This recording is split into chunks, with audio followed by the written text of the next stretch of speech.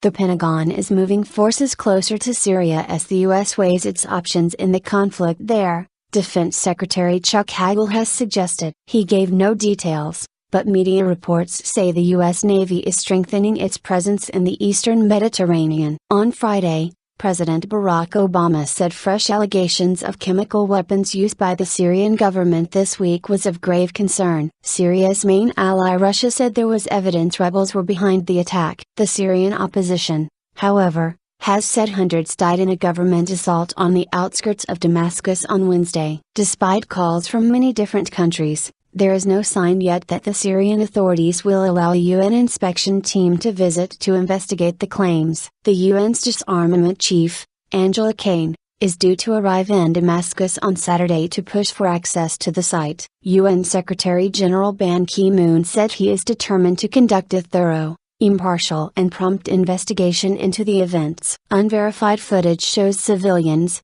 many of them children, dead or suffering from what appear to be horrific symptoms as a result of the attack. Mr. Hagel said President Obama had asked the Pentagon for options on Syria, amid rising pressure on the U.S. to intervene. The Defense Department has responsibility to provide the President with options for all contingencies, he said. That requires positioning our forces, positioning our assets, to be able to carry out different options, whatever options the President might choose. Mr. Hagel was speaking to reporters traveling with him to Malaysia. Earlier, U.S. defense officials said a fourth U.S. warship, armed with cruise missiles, had been moved into the eastern Mediterranean Sea. The officials stressed that the U.S. Navy had received no orders to prepare for military action. In an interview broadcast on CNN on Friday, Mr. Obama said Wednesday's attack was a big event of grave concern, but added that the U.S. was still seeking confirmation that chemical weapons had been used. Last year,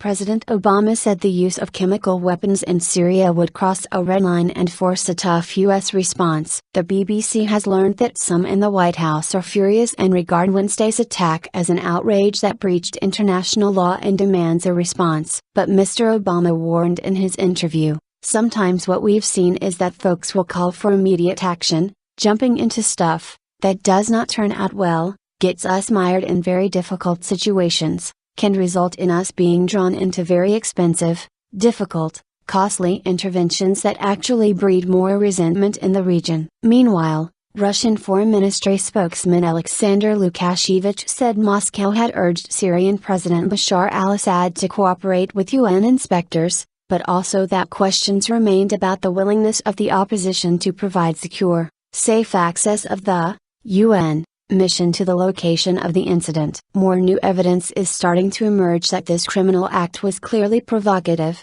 the ministry added. On the internet, in particular, reports are circulating that news of the incident carrying accusations against government troops was published several hours before the so-called attack. So, this was a pre-planned action. The ministry also described as unacceptable calls from various European capitals for the UN Security Council to authorize the use of force in Syria. Damascus has described the allegations that it sanctioned the use of chemical weapons as illogical and fabricated. The UN says more than 100,000 people have been killed since the uprising against President Assad began more than 2 years ago. Line break: 1:15, 21 August. 10:15 GMT 20 August, Facebook pages of Syrian opposition report heavy fighting in rebel-held districts of Ghouta, the agricultural belt in eastern Damascus. 2:45, opposition posts Facebook report of chemical shelling in Ein Tarma area of Ghouta. 2:47,